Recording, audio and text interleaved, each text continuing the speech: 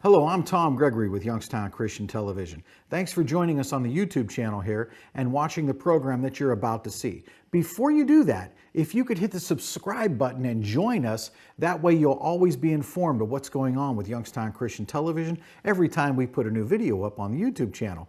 Thank you very much. We appreciate that. What's the real story? How did all of this come to be? Was it all by chance, or did something or someone design everything? Can we use science to prove that God created all that we have?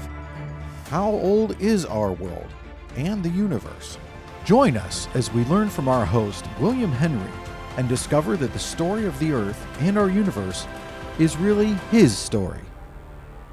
Welcome to Discovering His Story, a program dedicated to looking at history from the perspective of the biblical record, integrating what we find in the Bible with what we find in secular history. We are in the time period which we call ancient times. We've been there from the beginning of our program. If you've missed any of those episodes, simply go on the website and go to the archives and you'll see those different episodes dealing with the beginning of the world and some of the things that happened after that, bringing us up to this particular point as we're looking at ancient Egypt. The last time we were together, we began looking at Joseph in Egypt. We saw him coming to Egypt, how he was sold into slavery, and then his rise to being the second in command in Egypt. There is a movie playing on Youngstown Christian Television, which produces this show, some evenings at 10 o'clock. So watch for the movie time at 10. And there's a movie called Joseph that looks very interesting. And I recommend that you give that a view. All right, so we're looking at Joseph's family coming down to Egypt as a result of famine that was taking place in Canaan. Joseph convinced his father and brothers to join him there in Egypt. And when he arrived, Joseph, along with his 5 brothers, requested an audience with Pharaoh. As directed by Joseph, his brothers identified themselves as herders of sheep. And we know from before that the Egyptians did not like shepherds very much. And so they requested that they be able to live in Egypt as aliens, not integrating into Egyptian culture, and that would take place in the land of Goshen, seen here in the delta region of Egypt. This is the delta, all this green. Goshen is over in this area of the delta. Here's a more contemporary view of what it looks like in Goshen. Pharaoh granted the request, and Joseph, after introducing his father to Pharaoh, settled Jacob and his household in the very best of the land of Goshen. So wisely and lovingly, Joseph made the best of an Egyptian prejudice against shepherds. And the result was that it safeguarded Jacob's family from being contaminated by Egyptian influence, and he eliminated the danger of their being completely absorbed by the Egyptians through marriage. So we've seen that Jacob was a man of renown in Canaan, and we find that scarabs have been unearthed, showing that he was also a chief or king in the land of Egypt. Now, what is a scarab? Well, this is a scarab that I brought from Egypt. And you can see that it is a form of bug. What it actually is a beetle, specifically a dung beetle. Now we'll talk more about this in relationship to the mythology of Egypt, but for now, a dung beetle is simply a beetle that pushes around particularly elephant poop or any large animal and buries its eggs inside so that when the larva hatches, it is able to eat of the poop that's there, the dung. And so this became a very popular item in Egypt, the scarab, and people would wear them just as some do today. But on some of these scarabs that have been unearthed comes unmistakably a name with which we are familiar, and that is the name Yaakov. Well, in Hebrew, there really is no J. So all the J's that we find in our English Bible really shouldn't be J's. They should be a Y sound. So if you pronounced even Jacob with a Y sound, you would come up with Yaakov or Yaakov. That's the name found on these scarabs, indicating that this person was a person of great power and influence. In another location, a scarab was found with a name similar, Yaakov, and the significance of this particular scarab was the fact that it had a cartouche. Now, we haven't talked about that yet. We will later. But a cartouche in hieroglyphics is a circle around a name, indicating that that name is the name of royalty, specifically of the pharaoh or a king. So very interesting that Jacob's name is found on these scarabs, indicating that he was a king over this section of Egypt, which we call Goshen. And so Jacob's family has arrived in the land of Goshen during this Middle Kingdom. Now, the Middle Kingdom came about as a result of weak leadership that had occurred in the Old Kingdom, leading to the first intermediate period. The Middle Kingdom wouldn't be as powerful as the Old Kingdom or as the coming New Kingdom, but the Middle Kingdom eventually fell apart. And that led then to another intermediate period, the second intermediate, dynasties 13 through 17. The power of Pharaoh declined as the country began to fragment. Various rulers set up their own dynasties over portions of Egypt and ruled at the same time. Maybe that even included Jacob, I don't know. As a result of the weakness in Egypt, there was an invasion of people called the Hyksos. Hyksos is a name given to them by the Egyptians, which means foreign chiefs.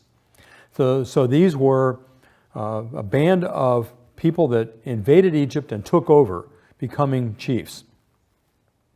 They really, in reality, were a ruling class of Semitic Asiatics. So they were Semites.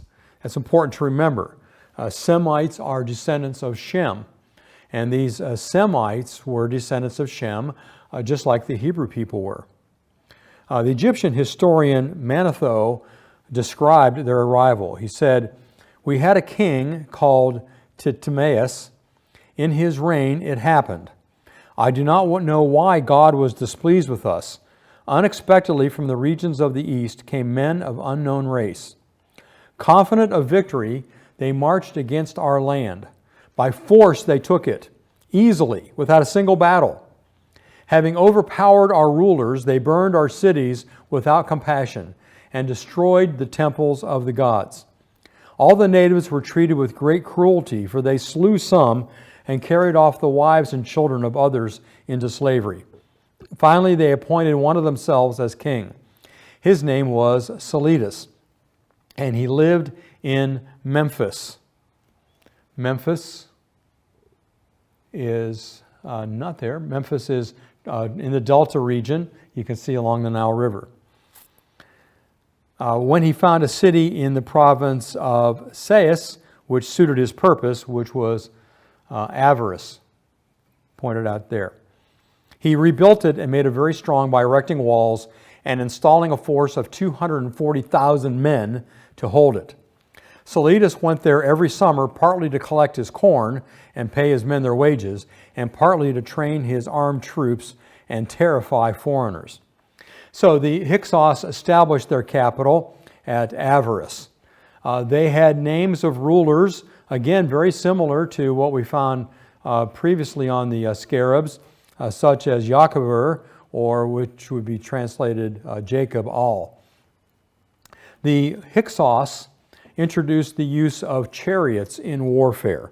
Now, it may be that the Egyptians had chariots before. They are mentioned in the book of Genesis. However, they may not have used them as a means of conducting war. The Hyksos, however, figured a way to use them in battle.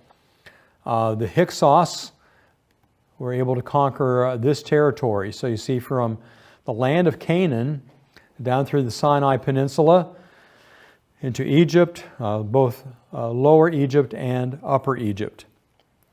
A couple of things have been found that indicate their presence here. We have a princess crown and some different items of pottery ware and so on that the Hyksos used. Now, the Hyksos were eventually driven out by Amhos I, who pursued them to the Negev, which is south of the land of Canaan, and defeated them there, and by that established Pharaoh once again as ruler over all of Egypt, and the beginning of what we call the New Kingdom. Having driven out the Hyksos, he had an issue, and that is that there were other Semites that were living in Egypt as well, besides the Hyksos. Well, he felt that he couldn't trust any Semites because they were of the same lineage of Shem. They were recognizable, unlike what you may see in movies and television shows about this period of time, because the Egyptians were black. They were dark black. So the Semites, being a lighter skin color, were certainly recognizable. What Amhos did is he drove out the Hyksos, drove out other Semites, but any Semites that he allowed to remain in Egypt, he enslaved. I think this gives us a clue as to how the children of Israel became slaves in Egypt, part of the reasoning behind it. Central power was established, a military state was initiated in Egypt under Amhos and those who followed him. This brings about what we might call the golden age of Egypt. The Old Kingdom was known for its pyramids. The New Kingdom will be known for conquest and building of temples in the Valley of the Kings. We'll jump ahead a little bit and look at this model of the Valley of the Kings. What you may not be able to imagine is that up on top is represented the land, the mountainside, and then these represent the different tunnels that were built under the underground and into the mountain, each of them ending in a burial area, a tomb area for one of the pharaohs. So very fascinating to consider all of these being dug out. And once they were dug out, they could not reveal where the tunnel was, because one reason that they did this was due to the fact that the pyramids and other burial places were being eluded all the time. So this would enable them to keep the tombs a secret. In order to do that, they had to keep the tunnels a secret. So there were times when a group was constructing a tunnel for one pharaoh when they ran into the tunnel for another because there was no map. But a fascinating way to bring these tombs into existence. Here's a map of the Valley of the Kings showing all the tombs that they've discovered, at least. There may be more, and where they are in relationship to one another. When we were there, we were not allowed to take pictures in the Valley of the Kings. I understand now from a friend of mine that was there recently that they were able to do so. But of course they're underground. It's very dark. I'm not sure how well the pictures would come out anyway. But that's the Valley of the Kings, which was completed during the time of the New Kingdom. Well, The military might of Egypt was also well known during this period, as Egypt's army expanded beyond the confines of Egypt for the first time. Before this, Egypt was content to stay within their borders. They felt relatively safe with the Nile River protecting them, the desert on the west protecting them, deserts on the east protecting them. But once the Hyksos invaded, they realized that they were no longer an island. And so they sought to expand their borders as well and moved both east and west. I want to introduce you to the rulers of this kingdom. We're going to be talking about them rather extensively. There's Ahmose I, the one who established the new kingdom of Egypt, driving out the Hyksos. He's followed by Amenhotep, and again, notice the name Amen there, Amenhotep the first. He is the Pharaoh of Exodus 1, verses 8 through 14. Then we come to Thutmose, or Thutmosis the first. He is the Pharaoh of Exodus 1, 15 to 22. And then we're going to come to Thutmose II and Hatshepsut. Now, when we look at the book of Exodus, one of the things that is confusing to many of us is that in Exodus it simply tells us that Pharaoh did this, Pharaoh did that. And most of us probably assume that it's the same Pharaoh all the time. But it wasn't. I think historically we can look back and see that these were different pharaohs that are mentioned here. So as I said, Amenhotep I is the Pharaoh of Exodus 1, 8 to 14. He's the one that began the persecution of the Hebrews. Now, Ahmose had driven out the Hyksos, had established that any Semites remaining should be enslaved, but Amenhotep I is the one who really enslaved them and then began making life miserable for them. He is followed by Thutmose, or Thutmosis I, and we see in Exodus 1, 15 to 22, the genocide of the Hebrew boys that is initiated by him. Remember, he instructed the midwives to drown the baby boys that were born in the Nile River because he was afraid that the Hebrews were getting too numerous. Why should he be afraid of that? Well, remember, his grandfather had driven out the Hyksos, and the Hebrews are relatives. They might either be intent on uprising themselves and taking over, or possibly being the avenue by which the Hyksos could come back in. So he was afraid of the fact that the Hebrews were growing so rapidly and instructed the baby boys to be killed. Now, it's at this time that Moses is born in slavery to a Hebrew woman, Jochebed, and we know how in faith Jochebed put Moses in an ark made out of bulrushes, a little cradle boat, rather than having him drowned, put him in the Nile River and trusted in God to take care of him. Now, I think that we can know who that princess was that rescued Moses out of the Nile River, and her name was Hatshepsut.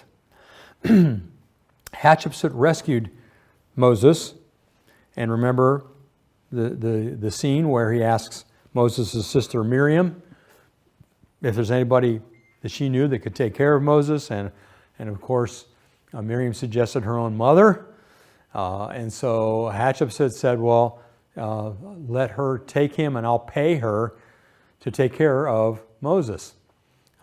And Moses was the name given to him by Hatshepsut. So Jochebed not only got to keep her son for a time until he became old enough to be taken from her home, but was also paid to do it. So Moses is raised in Pharaoh's house. Now, once we see a little bit about Hatshepsut, you'll see how important that was. Hatshepsut was the favorite of the three children of Thutmose I. Hatshepsut is probably, as I said, the princess who adopted Moses, and it says that she called him Moses because he was born out of the Nile. In other words, she felt that the Nile, being a god, had given Moses to her. And it's a supernatural thing. He was born supernaturally. Here are a couple of the busts that were commissioned by Hatshepsut of herself. Here are a few more. One is a sphinx. One shows her as king. We'll talk about this in a moment, but notice that she has a beard on as a king. And I found a program online that would show you what a person in ancient times would look like today. So that's Hatshepsut, a nice looking woman, I would say. All right, here's the family tree. So we have Thutmose the first through his wife Ahmes, having several children, among whom was Hatshepsut. Through another wife, he had a son who is called Thutmose, or Thutmose III. Now, all the sons of Thutmose I and Ahmose died young. He had 5 legitimate sons from Ahmose and 2 illegitimate, as well as a daughter. At his death, only one daughter was left, and that was Hatshepsut. She was thus the only one to have the royal Ra blood from her mother's side, because they believed that the blood of Ra or Re came through the female side. The only one left on that side is Hatshepsut. She married another illegitimate prince, son of Thutmose I, from his own daughter, Mut-Nefert. So you see that there, Mut-Nefert or Nefert was Thutmose's own daughter. Through her, he had a son, Thutmose II, but he was not considered able to take the throne, being from the wrong side. But through this marriage, he was able to ascend the throne with the name Thutmose II. When her 2 brothers died, Hatshepsut was in a unique position to gain the throne upon the death of her father. Now, to have a female pharaoh was unprecedented, and probably most definitely unheard of as well. When Thutmose I passed away, his son, Thutmose II, technically ascended the throne. Before Thutmose I died, Hatshepsut, who was 15, married her half-brother Thutmose, who was age 12. Not only was he younger, but he was also physically and mentally disabled. He could not lead his first regal year campaign to Nubia, but he led another to Asia on his 3rd year, while Hatshepsut remained in the royal palace. In the meanwhile, she had full control of the state affairs and was gaining much power and influence among the priests. From markings on his mummy, archaeologists believe Thutmose II had a skin disease, and he died after ruling only 3 or 4 years. Hatshepsut, his half-sister/wife, had produced no offspring with him. Her daughter, Nefruri, was most likely the daughter of her lover Senmut, as you can see on the chart.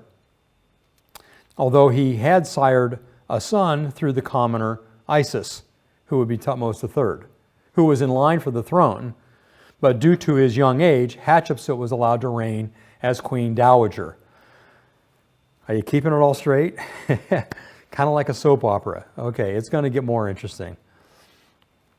Hatshepsut then is ruling in place of her stepson/nephew. The same problem occurred again as Hatshepsut had only born 2 daughters. The first one married her half-brother, who is the son of Isis, and I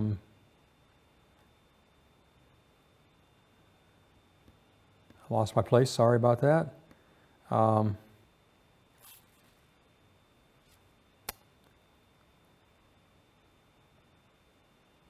Again, since he was too young for kingship, Hatshepsut became co-regent, going back to Thutmose III.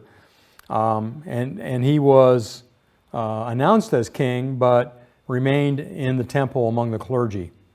So his co-regency was only symbolic. Hatshepsut was really calling the shots. During their joint reign, during the first and second years, 2 temples were built at Semna in Nubia as memorials of the late king Snasert III, who was in the 12th dynasty. Thutmose III was shown as king in the descriptions of this, while Hatshepsut's name came second. She was shown wearing women's clothes and a queen's crown. The title depicted was the Great Royal Wife and God's Wife of Ammon. At another place, Thutmose III was also mentioned as the king, building the memorial of the god Kum, whereas Hatshepsut was also shown in women's clothes. In a temple dedicated to Horus, and another 2 different temples for Horus, and one for Seth, at Abu Simbel, she was still wearing the same outfit. Now, why do I go into that? Well, because during the second year of Thutmose III's co-reign, Hatshepsut transferred her post as God's wife of Ammon to her daughter, Neferu-Ra, who was given some royal authorities. At Karnak, she was still shown in women's clothes and crown, but for the first time was exercising the rituals of a pharaoh and was given the title King of Upper and Lower Egypt. Then she mentioned that it was Ammon who had chosen her to be crowned. Since then, all monuments built until the 7th year referred to her as king, with many confusing feminine titles. It became more of a joint pharaohship than a co-regency. Dedicated to expansion through trade rather than war, Hatshepsut brought about a time of prosperity. And in the 7th regal year, that's the 7th year of the co-reign of Thutmose III, Hatshepsut was officially crowned. She acquired the posts of both king and queen in a peculiar fashion. The epithets added to her names were grammatically feminine. For example, the she-Horus of fine gold, an amalgam with silver, a metal more precious than gold. She was styled the platinum goddess. By the onset of the 8th year, she retained only the male title and was never shown in female clothes again, except in very small private tombs and minor altars that the people were never allowed to access. But as Thutmose III grew, her sovereignty grew tenuous. He not only resented his lack of authority, but no doubt harbored only ill will towards his stepmother's consort, Semut. During her reign, she built a tremendous temple in the Valley of the Kings, which we call the Temple of Hatshepsut. There it is from a distance, built into the side of a mountain. And there it is again, the Temple of Hatshepsut. And I want you to notice one thing here. It's difficult to see, but there is an image of a woman kneeling here in the rock. And it is said that she built it there purposely as kind of a women's liberation kind of thing. Here's another picture of the Temple of Hatshepsut. Maybe you can see the woman a little bit better now, the kneeling woman.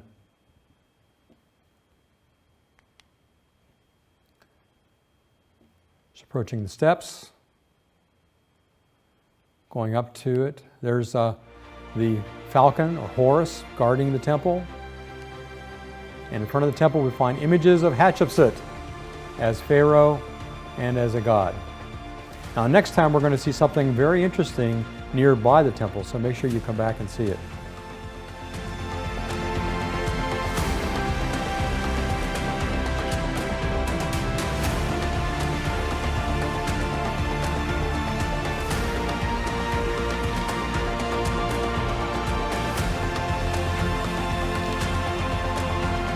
Well,